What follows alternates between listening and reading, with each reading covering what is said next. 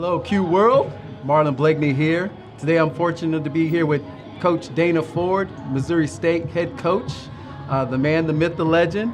And we're just glad to sitting here ready to talk to him about what he's doing now, how he's doing it, and some information for you young athletes out there looking to come on board and play some basketball. Also for your parents out there looking for ways to get your kids involved and looking at different ways for them to get scholarships. Some good insight here for you, real world, or Q world as we would say.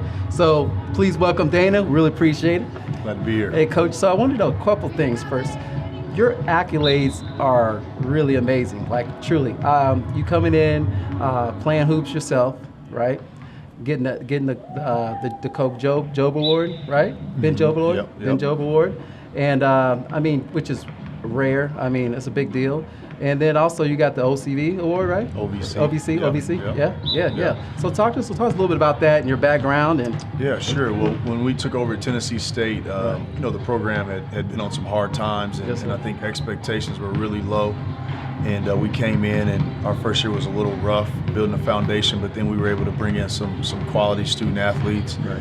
And for that season, had the biggest turnaround in the NCAA, a 15-win turnaround, which is extremely difficult to do. And after that year is when some of those awards, District Coach of the Year, Minority Head Coach of the Year, as well as Conference Coach of the Year. So, but without good players, those things really don't happen. And being fortunate enough to play, mid-major basketball, I've understood my whole career what it takes to win at this level. Yes, sir. Yeah. So tell me about your DNA. Like, what drove you? One, when did you decide you wanted to be a head coach? Well, I think like most young kids, I dreamed of going to the NBA. And after my freshman year of college, I realized that I was probably a little bit a ways away from going to the NBA. And so I wanted to stay around basketball. It had been so good to me my whole life. And I was getting tutored in math by my head coach's wife. And so I spent some time at their home, and I just felt like, he was living the type of life that I would like to live. And the influence that he made on my life, as well as, teaching me the game of basketball at a whole nother level. Those are things that led me to want to become a coach. Right, that's awesome. So like when you got done with your college career and you figured out you're going to be a coach, for me, I want to give the people the real world. Like everyone knows, like you choose to be a coach, but how do you do that? Like literally, you just saying I want to do it. Now there's so many steps and processes you got to go through. Yeah, it's not easy because it's a profession in which most of the time you start off at the ground level, and from a financial standpoint, it's really a struggle. My first job in coaching was a graduate assistantship at Winthrop with Greg Marshall, who's the head coach at Wichita State. And so I think I was making about maybe $135 a month or something like that as a GA. Now I was getting my school paid for, some housing, as well as some meals. But it was just a grind. I mean, and that's just the honest truth. And then after serving as a GA there in another year with him at Wichita as a GA, I was fortunate enough to get hired at a community college down in Florida, Chipola College, and I went from $135 a month to about $1,000 a month. I got you. So that was a big deal for me at the time, but $12,000 a year now is not a big deal, right? So I mean. It's just one of those things to where you can't really put a price on what you're doing, because you really can't pay for the impact that you're having, and so you don't want to look at the money side. And if you love the game, then it's really a good thing to go after, but you really gotta love it. Right, exactly. Yeah. So there's one thing I'm hearing, and I'm talking to all the businesses about through my business, athletes as well that I talk to from high school to college, and talk a little bit more about that drive and that ability to overcome. Like it's like you're saying, I know you're saying that really you have to work your butt off and be committed to it. But talk a little bit more about what's the difference between someone that's very successful or just good or average. What is the difference? Well, I think the number one thing, even before the drive and all those other things, is you've got to have some help. You know, someone's got to help you. You can't make it on your own. I mean, you really, really can't. And no matter if that's just help with someone giving you a loan at a bank to start your business. I mean, someone has to help you. Or it could be a mom or dad putting their house up, you know? I mean, it could be anything. And so I think that's the number one thing, is that you must be willing, you must be humble enough to ask for help, to accept help. And then after that, I think it's important that you choose consistency. I think that sometimes you know, people bust out of the gate like gangbusters, and they're not very consistent. But if you can develop some consistency, then I think you can develop your own brand. And once you develop a brand, you know, now I think it's more so about service. Are you willing to serve others and do whatever it takes to get what it takes that you want? And so, you know, and then from there, that's when things like the toughness of the drive and the perseverance and how you deal with adversity and all those things come in there. So, but if you don't have help and a consistent mindset, you're not going to get very far. Right. That's exactly right. So, as far as your athletes go, let's move to the athletes that you're working with day to day. What are you specifically looking for? Like when you're recruiting, I mean, I know there's a big pot there that you can dig in and dig, but what specifically are you looking for your team that you're looking at? Well, you know, for us, I think it starts with humility. We want guys that are okay with being coached. We want guys that are humble enough to believe they need to be coached, because that's what we are. We're coaches. And so, I mean, it doesn't do us any good to have anyone that doesn't want to be coached.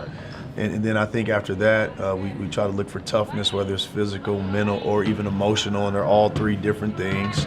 Normally, if you've got two of the three, we feel like the one that you're lacking, we can help you with that. But we really want guys that are physically, emotionally, and mentally tough. And the reason for that is so you know how to deal with adversity, so you know how to deal with you know, the days where things aren't really going your way, and how do you affect our team when you're having a bad day? Like we look for all those type of things, and a lot of that comes down to character. You know, we think that character really drives everything. Sometimes when your character's bad, it's going to drive it down. When it's good, it's going to drive it up, and it's really that simple. But it's not always easy to have good character. Because you know, life's hard, and especially for 18 to 22-year-olds, life is really hard. But you know, that's why they need a coach. And so if they're humble enough to be coached, then we can help them. Yeah, that's exactly right. Well, you're talking about something I think really sets it off. Today we hear a lot about kids different. You know, they deal with social media now. Like when I played, actually, I played football. When I played a game, I really didn't have to hear from anyone or talk to anyone afterwards, unless I read the newspaper the next day or something like that. But I didn't go online and instantly see what people thought or grading me or judging me or whatever the case may be. As far as the mental state of athletes right now, I mean, it's changed quite a bit. How do you feel about it? You know, that has changed. That has changed for the athletes and for kids, not just athletes, but you know, peer pressure in school. I mean, it's really a different world. And what social media has done is it's given everyone a voice, given everyone an opinion. And that opinion can now be put out on center stage, and that's not always the best thing. But it's something that you can't stop, so you got to learn how to deal with it. And you know, same way with yourself. When I played, it was just a newspaper the next day. It was in the early 2000s, so social media was starting to make a headway. But nothing like it is now, and you know, I think it's difficult because if you don't play well, there's opinions out there instantly, and it's you know, it's just one of those things to where you really have to be careful who you listen to. And I've always heard someone say that if you do something every day for I think it's 5 straight years, then you're an expert.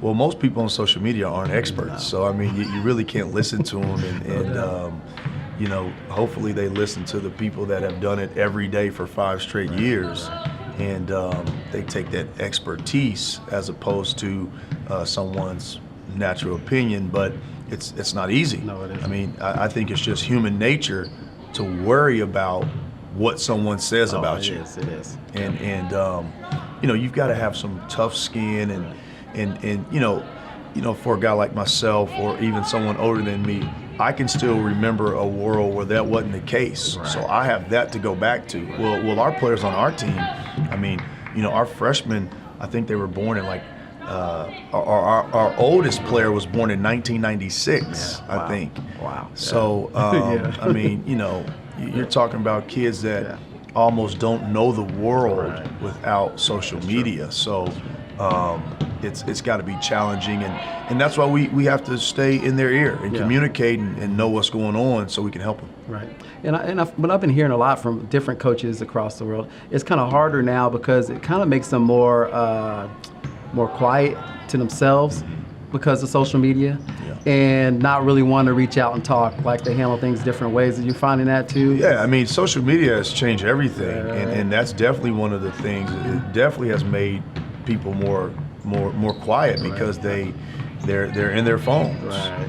And the other thing it's made people is way more defensive. Right. Because they always have to defend themselves. So true. Yeah. I mean, and it's just, it's just changed the world, and it's connected us all. But like anything, it's got its positives and negatives. Right. And I think the most negative things is the impact that it has on the mind of the youth. Right. Because, I mean, it has really affected mental health. Yeah, sure. Because, again, just human nature, Right. the things that someone says about you. Mm-hmm. And not only that, but then it's also on the flip side of that, it gives people instant self-gratification. Right, it does. And that's not always good either. No, it isn't, not at all. So, you're living, you're going from one extreme to the next. Right. And it's just, very quick. it's had a big impact on today's world. Yeah. Right. Now, thinking about just in general, like networking, like we're talking about you getting to the level you are now as a coach, and also being able to tag in and work with different coaches. How important is it to have that mentor? And I think it's important in all aspects, but how important has it been for you having a mentor to getting you where you are today? And then how do you go about it? Because a lot of people don't have that ability to reach out. I think it's really important to have some type of mentor. You want someone that has gone before you, that way that they can give you some advice. Right. And what I've decided to do is I've really tried to build relationships with former coaches that are out of the business, because they're more apt to help you. They've got more time on their hands, and they have that magical saying, if I were to do it again. Like you can learn a lot from someone that says, if I were to do this again, this is what I would do. Because that what that means is they've gone through their whole career, they've made so many mistakes, and now they know this is what's going to be on the backside. And the thing about it is, they were probably told by someone to do it the way that they would do it again if they had a chance. And so, just listen to people that have gone through it, but getting the opportunity to connect with them at whether it's conventions or Final Fours, on the road recruiting, never meeting a stranger. You don't always have to build a relationship with a person, but it's good to meet as many people as you can. That way now you can kind of pick through who you want to kind of build a relationship with or connect with, or use that person to be a connector with other people. Right. Now I know for a fact that you're a family man for sure, and I was wondering, like, with you being as busy you are and demands on the coaching position, especially head coach, how do you manage the time between family and all that, and the challenges with that, of course? I think you got to be intentional about it. Number one, I mean, it's got to be a priority for you. And in fact, it's my only New Year's resolution this year is to spend more time with my kids. And what my wife and I, what we have an understanding is, there are time frames throughout the year where I'm going to be a better coach than I am husband. Yeah, for sure. I'm going to be a better dad than I am coach, and I'm going to be a better husband than I am dad. it just kind of goes in waves throughout the year. And from January to March, I'm probably going to be a coach. I mean, that's those 100 days out of the year are big coaching days.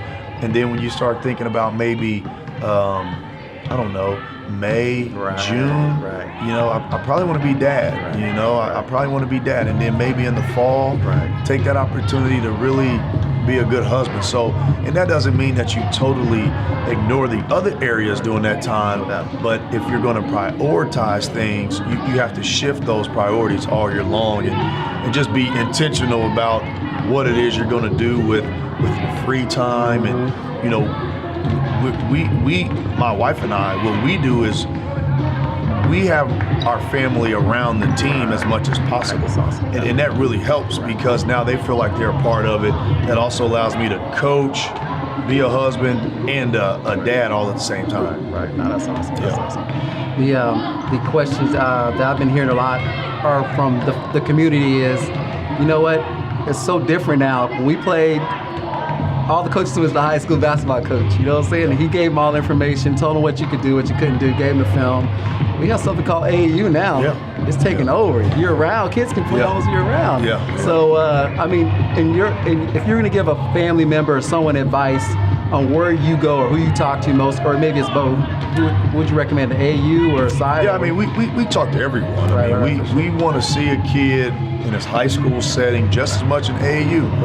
The everything's got positives and negatives, and with the AAU, we get to see them go up against other college players.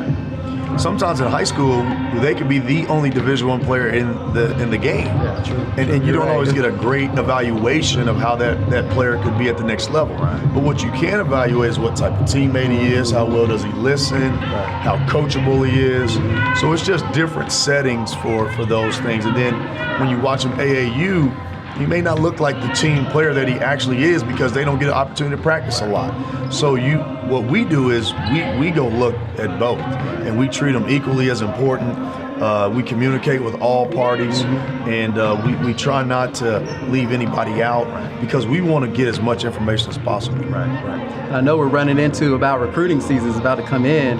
I mean, is there anything you want to talk about with that as far as recruiting coming? Is it? I mean, that's got to be. I mean, we're in the Missouri Valley Conference.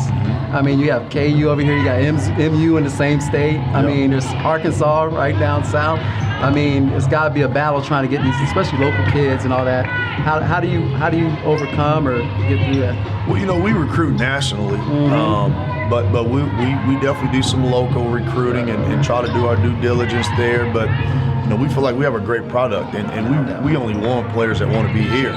So we don't do too much begging. No doubt. I mean, we just do a lot of offering, and see if anyone wants what we have to offer, and then if they do, great. If not, we move on to the next one. But there are a lot of potential student athletes out there. I mean, millions, waiting to be recruited. For sure. It's just our job to find the right type of guys for us, and there's plenty to go around. And I think, development is right there with recruiting. Once you get a player, is that player tough enough, humble enough to be developed? And then, you just start plugging gaps after that, and recruiting just takes care of itself. Word of mouth, success. It just starts to take care of itself. I got you.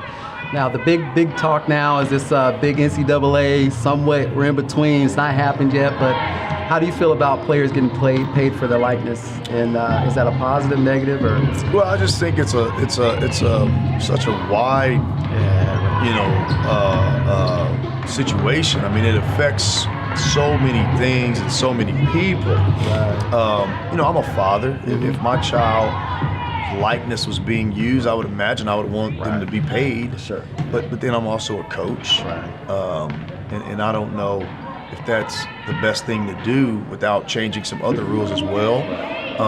I've got relationship with administrators. I think that's going to affect them, especially at the non-Power 5 level. For sure. When you start saying costs pay for their likeness, well, if they can get likeness from a potential donor, well, does that donor now stop donating to the school because they're going to give the money to the likeness? So, I mean, it's just a lot.